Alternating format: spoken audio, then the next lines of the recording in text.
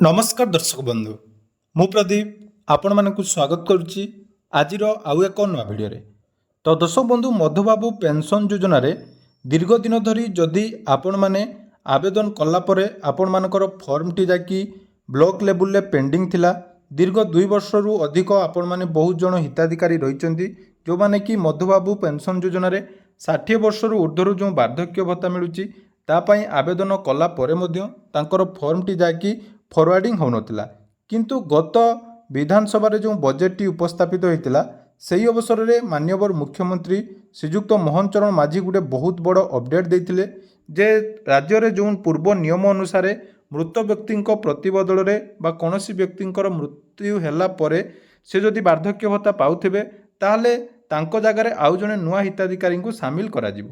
तेणु यही नियम को वर्तमान सरकार तरफ जाकि बंद करा जायछि एवं सरकार मध्य बजेट रे जाकि उपस्थापन करथिले जे चलित वर्ष ठारू बा चलित मास ठारू जो माने नुआ आवेदन करिवे सेमानकु संगे संगे जाकि मधुबाबू पेंशन योजना रे शामिल करा जिवो। एवं सबुठारू गुरुत्वपूर्ण कथा हला आपण माने जदि दीर्घ दिन धरी आवेदन करिसंती एवं आवेदन कला परे आपण मानकर मधुबाबू पेंशन योजना रे जाकि एप्रूवाल मिलु नथिला बा आपण मानकर फरवर्डेड हो नथिला ताहले वर्तमान जदि आपण माने निजर स्टाटस चेक करुथिबे जाकि बहुत जनकर कौन होईची ना जो मानकर ब्लॉक लेवल ले पेंडिंग थिला ब्लॉक लेवल वर्तमान वीडियो लेवल पर्यंत जाकि वेरिफिकेशन सरी जाय जाकि सब डिविजन लेवल को आपण मानकर पठा जायची।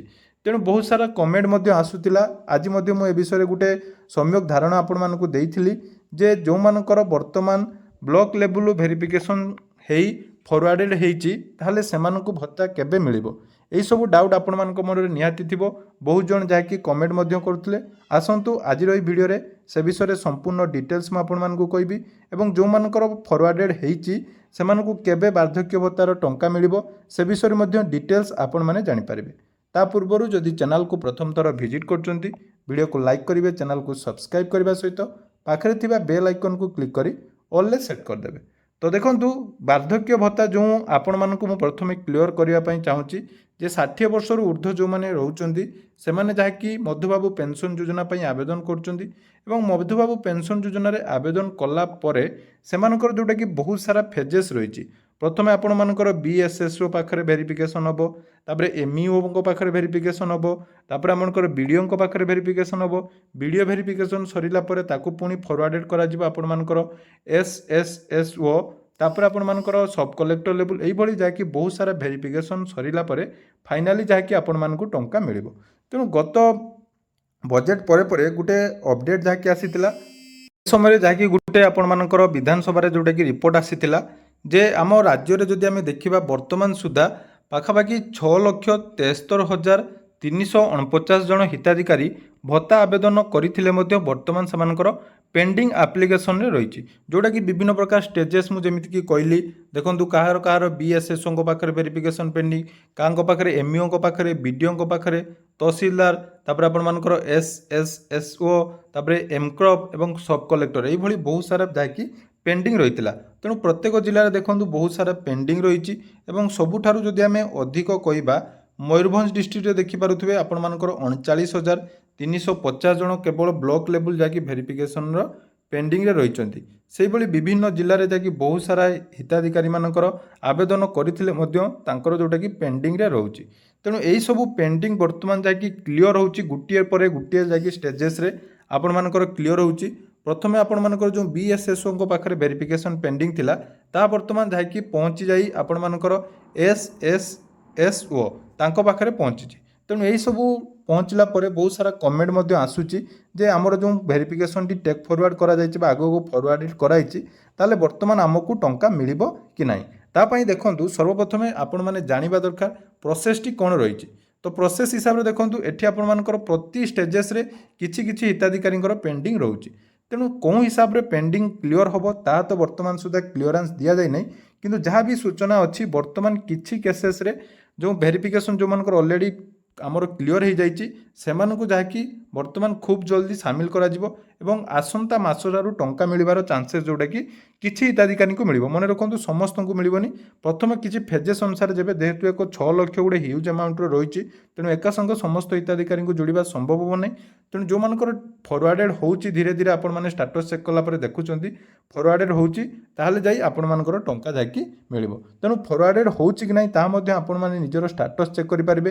ପ୍ରିଭିୟସ୍ ଷ୍ଟାଟସ୍ ଆପଣମାନଙ୍କର ଯାହା ଥିଲା, ବର୍ତ୍ତମାନର ଷ୍ଟାଟସ୍ ଆପଣମାନେ ଯାଇକି ଅଫିସିଆଲ ପୋର୍ଟାଲକୁ ଯାଇ ଆପଣମାନେ ନିଜ ନିଜର ଷ୍ଟାଟସ୍ଟି ଯାଇକି ଚେକ୍ କରିବା ନିହାତି ଦରକାର। କାରଣ ବହୁତ ଜଣଙ୍କର ବର୍ତ୍ତମାନ ଯାଇକି ବ୍ଲକ୍ ଲେଭଲରୁ ଭେରିଫିକେସନ୍ ସରି ଆଗକୁ ଫରୱାର୍ଡ଼େଡ଼ କରାଯାଇଛି। ତେଣୁ ଷ୍ଟାଟସ୍ ଚେକ୍ କରିବା ପାଇଁ ହେଲେ ମୁଁ ଆପଣମାନଙ୍କୁ ଲିଙ୍କ୍ ମଧ୍ୟ ଡେସ୍କ୍ରିପ୍ସନ୍ରେ ଦେଇଦେବି। ଡାଇରେକ୍ଟ ଲିଙ୍କ୍ରେ ଆପଣମାନେ କ୍ଲିକ୍ କରିବେ। କ୍ଲିକ୍ କଲା ପରେ ଦେଖନ୍ତୁ ଏଠି ରହିଛି ଆପଣମାନଙ୍କର ଟ୍ରାକ୍ ଆପ୍ଲିକେସନ୍ ଷ୍ଟାଟସ୍।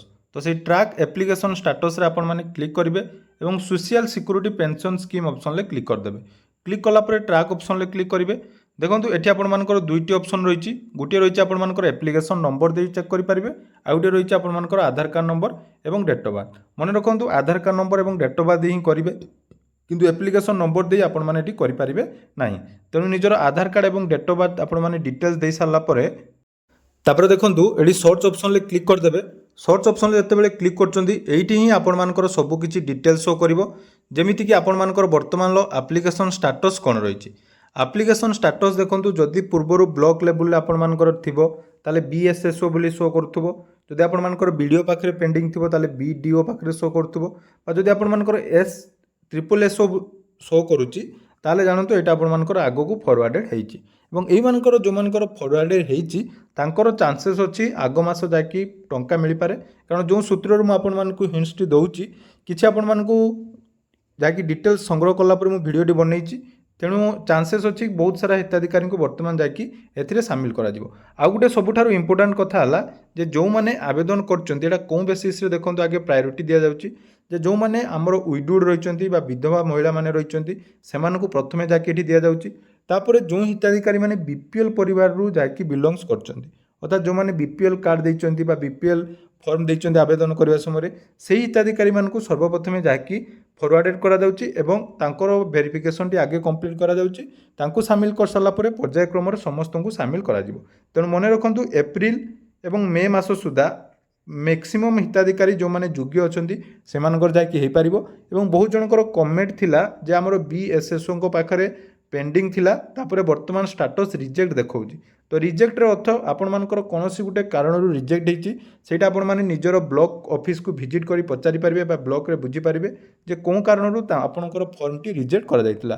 କାରଣ ଦେଖନ୍ତୁ ବହୁତ ଜଣ କରୁଛନ୍ତି ନା ଡେଟ୍ ଯେଉଁଟାକି ରହିଛି, ଡେଟ୍ ଆପଣମାନଙ୍କର ଆଧାର କାର୍ଡ଼ରେ ଡେଟ୍ ଚେଞ୍ଜ କରି ଡେଟ୍ ଅଫ୍ ବାର୍ଥ ଚେଞ୍ଜ କରି ଯାଇକି ଆବେଦନ କରିଦେଇଥିଲେ, କିନ୍ତୁ ବର୍ତ୍ତମାନ ନୂଆ ଭୋଟର ଲିଷ୍ଟ ହିସାବରେ ଯାହାକି ଭତ୍ତା ବର୍ତ୍ତମାନ ପ୍ରଦାନ କରାଯାଉଛି। ତେଣୁ ଭୋଟର ଲିଷ୍ଟରେ ଆପଣମାନଙ୍କର ଯେଉଁ ଡେଟ୍ ଅଫ୍ ବାର୍ଥଟି ରହିଛି ସେହି ହିସାବରେ ଯଦି ଆପଣମାନଙ୍କର 60+ ରହିଛି ତାହେଲେ ଆପଣମାନେ ଯାଇକି ବାର୍ଦ୍ଧକ୍ୟ ଭତ୍ତା ପାଇବେ। ତେଣୁ ଏହା ଥିଲା ଆଜିର ଅପଡ଼େଟ୍। ଆଶା କରୁଛି ଯେଉଁମାନଙ୍କର ଯାହା ବି ଡାଉଟ୍ ଥିଲା ଏହି ଭିଡ଼ିଓ ଦେଖି ସାରିଲା ପରେ ସବୁ ଡାଉଟ୍ କ୍ଲିୟର ହୋଇଯାଇଥିବ। ତାପରେ ବି ଯଦି କିଛି ଜାଣିବା ପାଇଁ ଚାହୁଁଛନ୍ତି ତାହେଲେ କମେଣ୍ଟ କରନ୍ତୁ, ନହେଲେ ଡେସ୍କ୍ରିପ୍ସନ୍ରେ ଆମ ଟେଲିଗ୍ରାମ ଚ୍ୟାନେଲର ଲିଙ୍କ୍ ଅଛି, ସେଠି ମଧ୍ୟ ଆପଣମାନେ ଜଏନ୍ ହେଇ ମୋ ସହିତ ଡାଇରେକ୍ଟ ଯାଇକି କଣ୍ଟାକ୍ଟ କରିପାରିବେ। ଧନ୍ୟବାଦ।